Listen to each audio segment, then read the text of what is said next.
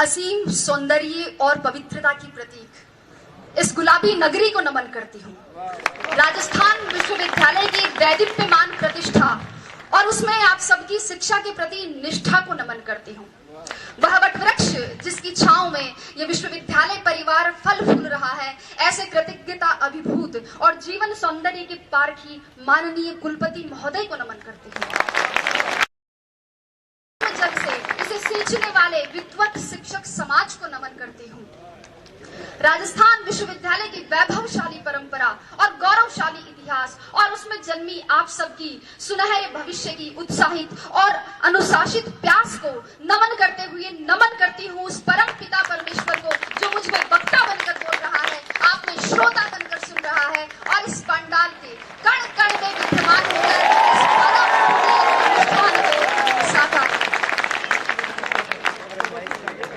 मंचस्थ विद्वत समाज और देश के छलनी हुए जिगर को मरहम लगाने की एकमात्र आशा स्थल प्यारे साथियों, मुझे बहुत प्रसन्नता है कि मुझे आज ऐसे लोगों के बीच व्याख्यान का अवसर मिला है जो उस मोड़ पर खड़े हैं जहां से उन्हें जीवन संग्राम में कूदना है।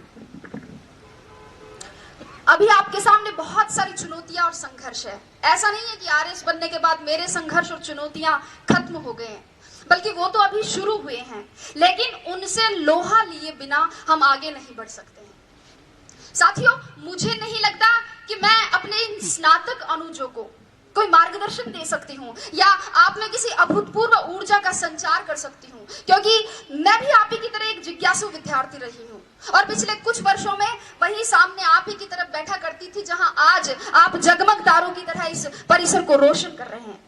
किंतु मैं इतना जरूर कह सकती हूँ कि यहाँ सिखाए जाने वाले उस श्रम, उस धैर्य, उस मार्गदर्शन, उस शैक्षिक वातावरण, शिक्षकों की विद्वता और अनुशासन के आवरण को यदि जीवन में उतार लिया जाए तो असंभव कुछ भी नहीं है।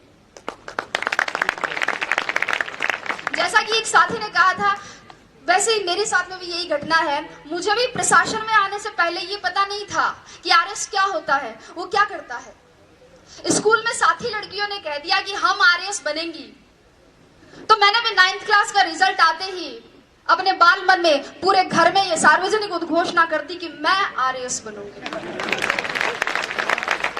चूंकि पिताजी शिक्षा अधिकारी रहे हैं, इसलिए धीरे धीरे ये पता चला कि हाँ, कोई आरएस होता तो कोई बड़ा अफसर है। किसी ने ताना मार दिया तो आरएस बनना एक चैलेंज के रूप में ले लिया। हम लोग पतंग उड़ाते थे और पड़ोस में एक अगरबत्ती का कारखाना था, वहां बच्चे छत पर अगरबत्तियां बनाते थे। मैं और मेरी बहन वहां गए और वहां जाकर मालिक को कहा कि इनसे काम क्यों करवाते हो, इनको पतंग उड़ाने दो ना। तो अंकल बोले कि तू कौन सी कलेक्टर लग रही है यहाँ पे। मैंने सोचा कलेक्टर कौन सी तोप होता है, और अगर ये कोई तोप होता है तो एक गोला तो मैं भी दागूंगी। धीरे धीरे परिवेश बढ़ा, लोगों से जुड़ाव बढ़ा, एक आरएस अधिकारी के अधिकार, दायित्व और दायरे को समझा और फिर खुद के अंदर झांका तो देखा और पाया कि हाँ, मैं किसी काम को योजनाबद्ध तरीके से कर सकती हूँ, किसी बात के पक्ष और विपक्ष पर विचार कर सकती हूँ, नेतृत्व क्षमता भी है, अपनी बात दूसरों तक संप्रेषित कर सकती हूँ। मम्मी और चाची का झगड़ा हो जाता तो उन्हें मना भी लेती हूँ, और दादी का आशीर्वाद तो है ही है। मैं आरएस बन सकती हूँ, मैं आरएस बनूंगी। और तब मैंने सोचा कि ना गरज किसी से, ना वास्ता किसी से, मुझे काम है अपने काम से, तेरी जिक्र से, तेरी फिक्र से, तेरी याद से, तेरे नाम से। और आरएस को ही मैंने अपनी जिक्र और फिक्र बना लिया। और साथियों, यही सम्मिलित कारण और घटनाएं हैं जिनके परिणाम स्वरूप मैं आज यहाँ आपके सामने उपस्थित हूँ। ये सब कहने का मेरा मकसद सिर्फ और सिर्फ इतना ही है कि आप सब ये तय करें कि आप आरएस आईएएस क्यों बनना चाहते हैं, अपना उद्देश्य निश्चित करें। आपके भी आरएस आईएएस बनने के मेरी तरह अनेक कारण और बहुत सारी प्रेरणाएं हो सकती है, लेकिन अब समय ये है कि समय रहते उनको पहचानें।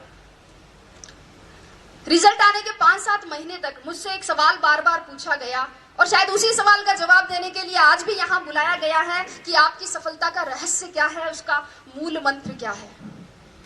साथियों, और मेरा जवाब हर बार घुमा फिराकर एक ही होता है परिश्रम, परिश्रम और परिश्रम। लेकिन ये समयबद्ध, सकारात्मक और लक्ष्योन्मुखी होना चाहिए। टॉपर कोई भी हो सकता है, आवश्यकता सिर्फ लगन, मेहनत और धैर्य की है। थोड़ा संक्षेप में बात करते हुए अब मैं आती हूं परीक्षा के विविध स्तरों पर। जैसा कि आप सभी को पता है, परीक्षा के 3 स्तर है। संक्षेप में ही चर्चा करूंगी। प्रारंभिक स्तर पर, प्रारंभिक परीक्षा के लिए एक एक बिंदु की तैयारी के लिए सटीक और स्पष्ट तैयारी की जरूरत है। और यहां नादानी करने का मतलब है अपनी पतंग खुद काटना। वस्तुतः दोस्तों, प्रारंभिक परीक्षा की तैयारी मुख्य परीक्षा के दृष्टिकोण से करनी चाहिए और बिना किसी शॉर्टकट की उम्मीद लगाए करनी चाहिए। जिस व्यक्ति ने कभी हाथी नहीं देखा है, अचानक उसके सामने अगर हाथी आए तो क्या होगा? डर जाएगा। इसलिए आप पिछले वर्षों के, चाहे प्रारंभिक परीक्षा हो चाहे मुख्य परीक्षा हो, पिछले वर्षों के प्रश्न पत्रों का विश्लेषण कर सबसे पहले अपने डर को दूर भगाएं। अक्सर विद्यार्थी इस असमंजस में रहते हैं कि तैयारी कहां से शुरू करें, कैसे शुरू करें। मेरे हिसाब से 9वीं 10वीं की मानक पाठ्य पुस्तकों जैसे एनसीईआरटी बुक्स, इनसे सबसे पहले अपना आधार मजबूत बनाएं और फिर इसके साथ ही किसी एक राष्ट्रीय और राज्य स्तर के समाचार पत्र या और किसी एक मासिक पत्रिका का नियमित अध्ययन करें। जो बिंदु समझ में नहीं आए उन्हें याद करने के लिए नोट्स बना लें और परीक्षा से पूर्व उनका अधिकाधिक रिवीजन करें। ये थी प्रारंभिक परीक्षा। मुख्य परीक्षा की बात करें। मुख्य परीक्षा वास्तव में इस परीक्षा का निर्णायक चरण है, जिसका इस परीक्षा में 88% योगदान है। और यहां ध्यान दीजिएगा, यहां उत्तर की कसावट और उसका सर्वोत्तम प्रस्तुतिकरण ही कामयाबी का मूल मंत्र है। मुख्य परीक्षा से पहले इन प्रश्नों पर विचार करें कि परीक्षा का पाठ्यक्रम किस प्रकार का है, पैटर्न किस तरीके का है, सवाल पूछे जाने का ट्रेंड क्या रहा है, मानक पाठ्य सामग्री कहां से और कैसे मिलेगी, उत्तर लेखन के लिए रणनीति और समय प्रबंधन कैसे करना है, पूर्व में सफल रहे अभ्यर्थियों की क्या रणनीति रही है, कितनी मेहनत जरूरी है, कितनी मूवीज और पार्टियों में नहीं जाना है, कितनी गप्पे एग्जाम के बाद के लिए छोड़नी है, व्हाट्सएप को मोबाइल में कब तक अनइंस्टॉल रखना है। इन सभी प्रश्नों के सवाल आप खुद खोजें और अगर नहीं मिले तो आप कुलपति महोदय को धन्यवाद दें कि उन्होंने इसका समाधान करवा दिया। दोस्तों, वास्तव में प्रत्येक अभ्यर्थी, प्रत्येक विद्यार्थी के पढ़ने का तरीका, उसके सोच की गहराई, पारिवारिक परिस्थितियां और समय की उपलब्धता अलग अलग होती है।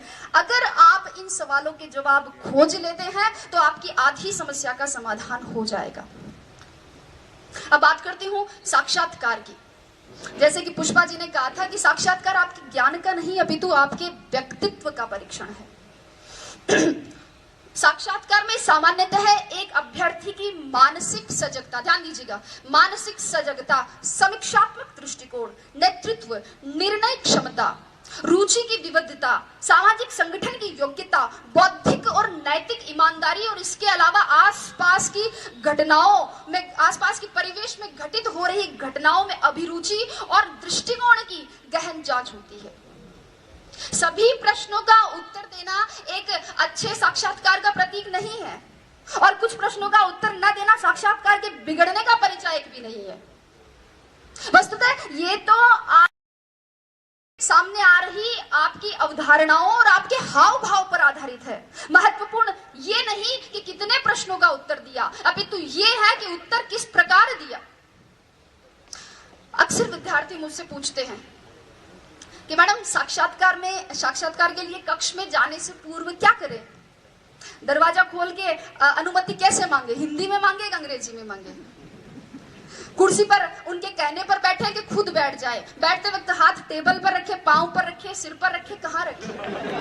लड़के पूछते हैं कि मैडम टाई लगाए, टाई के साथ कोट भी पहने, क्या शेविंग करे या नहीं करे। और लड़कियां भी पूछती है कि साड़ी पहने, सूट पहने तो मैचिंग का ब्लाउज पहने, क्या मैचिंग की nail polish, sandal, earrings, purse, bangles, blah blah blah. लेकिन अगर चर्चा करें तो ये एक ऐसा विषय है जिस पर पूरा दिन खर्च किया जा सकता है। लेकिन अगर मेरी माने, संक्षेप में मेरी माने, तो आप तो बस अगर लगता है कि आपकी तैयारी अच्छी है, आपकी विषय पर पकड़ है, आपने जो अपने हिसाब से कपड़े पहने हैं उनमें आप सुविधाजनक महसूस कर रहे हैं और उनसे आपके शरीर का आत्मविश्वास झलक रहा है, अगर आपको लगे कि आपने अपने माता पिता का आशीर्वाद ले लिया है, ईश्वर में आपकी आस्था है और दादी और नानी ने कह दिया कि जा बेटा कलेक्टर बन के ही आई, तो आप तो बस दरवाजा खोलिए और मुस्कुराते हुए अंदर घुस जाइए। अभी आपका बायोडेटा देखा जा रहा है, एक प्रश्न आपकी हॉबी से, अगला ग्रेजुएशन के विषय से, अगला करंट नॉलेज से और क्रमशः प्रश्नों का सिलसिला। और अगर आपने अंत तक अपनी संप्रेषणीयता, अपनी समझ, अपनी ग्रहणशीलता, अपने नेतृत्व को बनाए रखा, अपने आत्मविश्वास को बनाए रखा है, तो आप उसी तरह मुस्कुराते हुए बाहर आकर भेरू जी, भोमिया जी, पित्तर जी, जिनको भी आपने याद किया था, उनको धन्यवाद दे सकते हैं। और अगर कोई साथी चाहे तो खोड़े के हनुमान जी में सवामणि की तैयारी भी कर सकता है, क्योंकि मैं ये गारंटी देती हूँ कि जीत आपकी है। शर्त इतनी है कि सवामणि का निमंत्रण मुझे मिलना चाहिए। तो ये तो बात हुई परीक्षा के विविध स्तरों की। अब मैं परीक्षा में सफलता की क्या प्रक्रिया है उस पर और उस समय क्या ध्यान रखी जाने वाली और सावधानियां बरतने वाली बातें हैं उन पर चर्चा करूं बहुत संक्षेप में।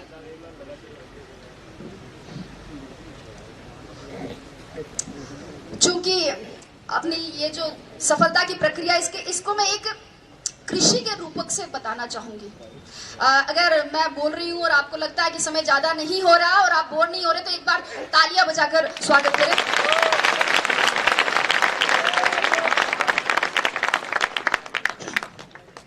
तो कृषि के रूपक से समझाना चाहूंगी, क्योंकि अब राजस्व विभाग से जुड़ गई हूं तो कृषि, बीज, फसल, पटवारी, गिरदावर, इनसे दिन भर सामना होता रहता है, तो उदाहरण भी वैसे ही देने लग गई हूं। दोस्तों, किसी भी बीज के अंकुरण, उसकी वृद्धि, स्थायित्व, फल फूल सहित पूरा वृक्ष बनने में ही सफलता की प्रक्रिया निहित है। किसी भी बीज के अंकुरण के लिए सर्वप्रथम और सर्वाधिक महत्वपूर्ण योग्यता है उस बीज का अंकुरण योग्य होना। इसलिए सबसे पहले अपने अंदर झांके। एक बार एक पागल आईने में खुद को देखकर कह रहा था कि यार इसको कहीं देखा लगता है। बहुत देर टेंशन में सोचने के बाद वो बोला, धत्तेरी की, अरे ये तो वही है जो उस दिन मेरे साथ बाल कटवा रहा था। तो ये तो खैर पागल था, लेकिन हम जैसे पढ़े लिखे और स्वस्थ चित्त व्यक्ति भी खुद को नहीं पहचानते हैं, अपने भीतर नहीं झांक पाते हैं। रास्ते में अगर कंकड़ी कंकड़ हो और अगर अच्छा जूता पहना हो तो उस पर चला जा सकता है, लेकिन एक अच्छे जूते में भी अगर कंकड़ हो तो रास्ता चाहे कितना ही बढ़िया क्यों ना हो, उस पर कुछ कदम चलना मुश्किल है। मेरे कहने का मतलब इतना ही है कि पहले बाहर की चुनौतियों से पहले खुद की कमजोरियों से जीते, लड़े।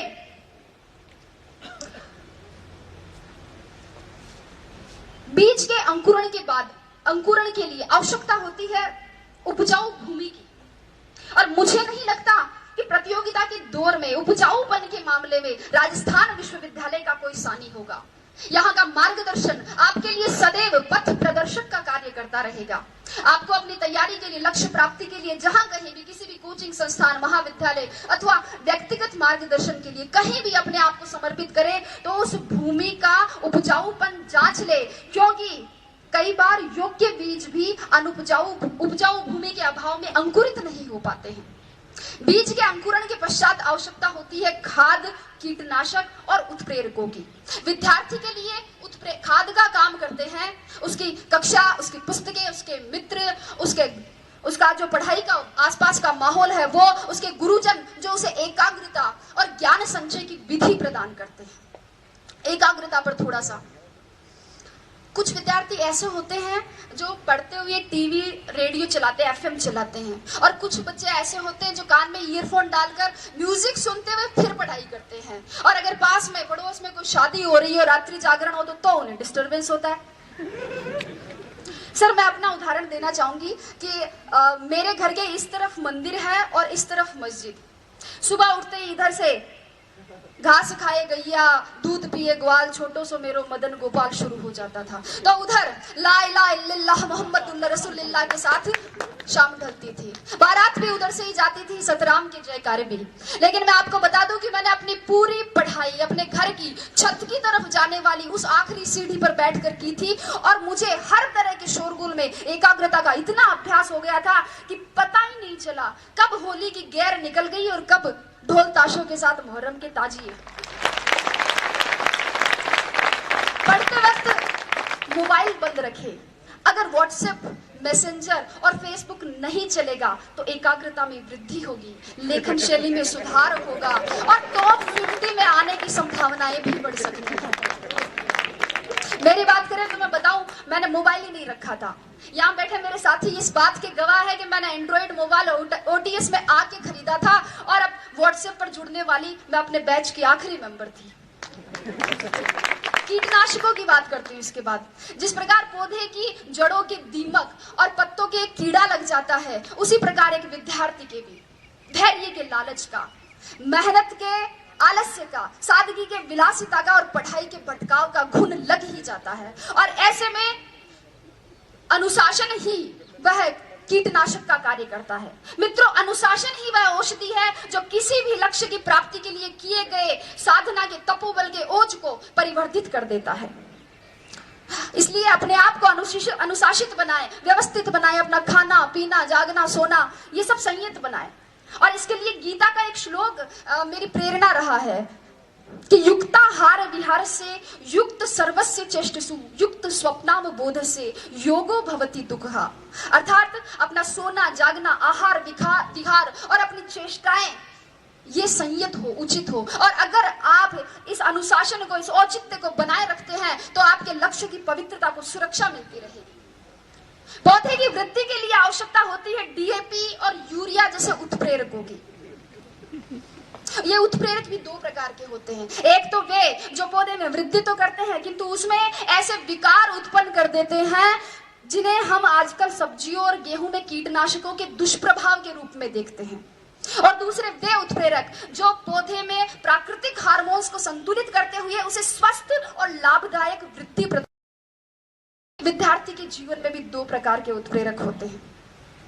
2008 की परीक्षा में अंतिम रूप से चयनित नहीं होने पर मुझे किसी ने कहा कि तू तो केवी की नौकरी से संतोष कर ले, ये आरएस बनना तेरे बस की बात नहीं है। तो एक दूसरे मित्र ने कहा कि गिर को कर रे कंथड़ा, हिरण कशो घी खाए, आंख चरे और पून भगे, घोड़ा स्यू आगो जाए। कि हिम्मत कर, हुंकार भर, हिरण कौन सा घी खाता है लेकिन घोड़ों से आगे जाता है। एक था उत्प्रेरक और दूसरा था दुष्प्रेरण। दुष्प्रेरण न स्वयं करे न दूसरों के दुष्प्रेरण का शिकार हो, अपने मुकाम, अपने उसूल खुद तय करे और हर बार लोगों की अपेक्षाओं पर खरा उतरने की कोशिश ना करे। एक बार रात के समय एक दुकानदार बंद करने ही वाला था कि एक कुत्ता उसके पास में आया। कुत्ते के मुंह में थैली थी और उसमें कुछ सामान की लिस्ट थी। दुकानदार ने थैली ली, उसमें सामान डाला, बाकी पैसे डाले और सामने रख दी। कुत्ते ने थैली मुंह में उठाई और चल दिया। दुकानदार से रहा नहीं गया, वह आश्चर्यचकित होकर कुत्ते के पीछे पीछे गया, ये जानने के लिए कि इतने समझदार कुत्ते का मालिक कौन है। कुत्ता कुछ देर बस स्टॉप पर खड़ा रहा। बस आई, उसमें चढ़ गया। कंडक्टर पास आते ही उसने गर्दन आगे, बेल्ट में कुछ पैसे और घर का पता था। कंडक्टर ने उसे टिकट दे दी, बाकी पैसे बेल्ट में वापस रख दिए। जो ही अपना स्टॉप नजदीक आया, कुत्ता बस में आगे की तरफ आ गया और पूंछ हिलाकर इशारा किया। बस रुकने पर कुत्ता उतर गया और आगे चल दिया। दुकानदार भी उसके पीछे पीछे चला। कुत्ते ने अपने पैर से 2-3 बार दरवाजा खटखटाया। मालिक बाहर निकल कर आया और उसने लाठी से कुत्ते की पिटाई की। आप सोच रहे होंगे कि क्यों? मालिक भी सोच रहा था। उसने पूछा इसका कारण, तो मालिक ने कहा बदतमीज ने सारी नींद खराब कर दी, चाबी लेके नहीं जा सकता था, गधा कहेगा। मित्रों, जीवन की सच्चाई भी यही है। लोगों की आपसे अपेक्षाओं का कोई अंत नहीं है। जरा सा आप चूके कि आप में बुराइयां निकाल देंगे और पिछली सारी अच्छाइयों को भूल जाएंगे। इसलिए आप तो बस अपना कर्तव्य कर्म करें, आगे बहुत सी कठिनाइयां है। माझी तेरी कश्ती के तलबदार बहुत है, माझी तेरी कश्ती के तलबदार बहुत है, इस पार कुछ मगर उस पार बहुत है। जिस शहर में खोली है तूने शीशे की दुकान, उस शहर में पत्थर के खरीदार बहुत है। लेकिन अगर आपने निश्चय कर लिया है कि आपको इस कठिन राह पर चलना है, अगर आपने सोच लिया है कि अब जलेबी की तरह इसमें उलझ ही गए हैं, तो फिर क्यों न चाशनी में डूबकर जिंदगी का मजा लिया जाए। मेरे कहने का मतलब इतना ही है कि अपनी मेहनत को सफलता के मुकाम तक पहुंचाइए। अपना संबल खुद बनिए, अपनी तारीफ खुद करिए। बुराई करने के लिए तो पूरा जमाना बैठा है। जिन लोगों की नजरों में बुरे हैं आप, कह दे उन्हें कि वे नेत्रदान कर सकते हैं।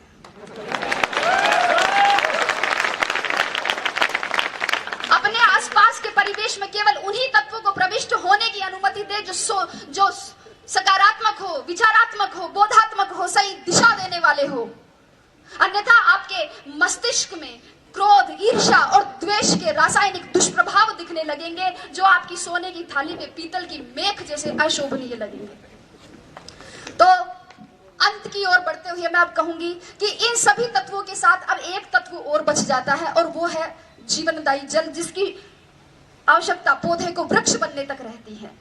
यह जल कहीं से भी पौधे को मिल सकता है, वर्षा से, ओस से, भूमिगत जल के स्वतः परासरण से, कुएं से, कुंड से, नल से, पाइप से, जहां से भी मिले ये मिलना चाहिए। और जल के समकक्ष विद्यार्थी के लिए रखा जा सकता है नियमित अध्ययन को। जब तक आपके सपनों की जड़ों को नियमित अध्ययन का पवित्र जल सींचता रहेगा, तब तक आपके सपनों के पंखों में उड़ान रहेगी, जुनून में जान रहेंगी, जड़ें जमीन से जुड़ी रहेंगी और नजरों में हदें आसमान रहेगी। अगली बात कहते हुए समाप्ति की ओर, इस बात पर गौर कीजिएगा कि विश्वास की जड़ें कमजोर हो। विश्वास की जड़ें कमजोर हो तो माता पिता के आशीर्वाद का जल ले। दिशा भ्रम हो तो दृष्टिकोण की जड़ों को गुरुजनों के मार्गदर्शन के जल से सींचे। भटकाव की भूख भड़के तो एकाग्रता की जड़ों को आत्मचिंतन के जल से पोषित करे। धैर्य धीरज धरने से इनकार करने लगे तो मानस की जड़ों को अध्यात्म के जल से सींचे। और सबसे महत्वपूर्ण, अपने सपनों की सुनहरी जड़ों को सकारात्मक सोच के जल से सदैव सींचते रहे। सफलता मजबूर होकर कामयाबी का मीठा फल आपकी मेहनत से तैयार किए गए वृक्ष पर प्रस्फुटित कर देगी, जिसके बाद उसके संवर्धन और संरक्षण की जिम्मेदारी दुनिया अपने आप ले लेती है। तो आइए सफलता का प्रसाद पाने के लिए मेहनत के इस महायज्ञ में अपने श्रम की समीधा, धैर्य की धूप, अध्ययन की आहुति और लक्ष्य की लौ से अस्तित्व की अग्नि प्रज्वलित करते हैं और कुछ नया, कुछ मौलिक, कुछ बेहतर करने का संकल्प करते हैं। मैं आशा करती हूँ कि शीघ्र ही इस विश्वविद्यालय से आप में से ही कोई छात्र या छात्रा ऐसे इसी ही तरह अपनी सफलता की कहानी बांटे, अपने अनुभव बांटे, और मैं यहीं बैठकर सुनूं, गर्व करूं और कुछ नया सीखूं, और अगर हो सके तो चाय के साथ कंक्लूजन करते हुए वोट ऑफ थैंक्स दूं। तो मेरी शुभकामना बस इतनी ही है कि आपका पथ प्रशस्त हो, लक्ष्य उन्नत हो, गति आबाद रहे। संगच्छध्वम संवदध्वम संवो मनांसी जानताम का मूल मंत्र कभी विस्मृत ना हो। आप सबकी मेहनत, सबके संरक्षण, विश्वविद्यालय में आपकी प्रतिष्ठा, आपकी निष्ठा, आपके सृजन और सक्रिय नेतृत्व से संस्कारों की नींव पर समर्पण के खंभों के सहारे सौम्यता के साथ खड़ा ये राजस्थान विश्वविद्यालय का महल अपनी आस्था और विश्वास के साथ सदैव पुष्पित और पल्लवित होता रहे। इसी के साथ धन्यवाद, बहुत बहुत धन्यवाद।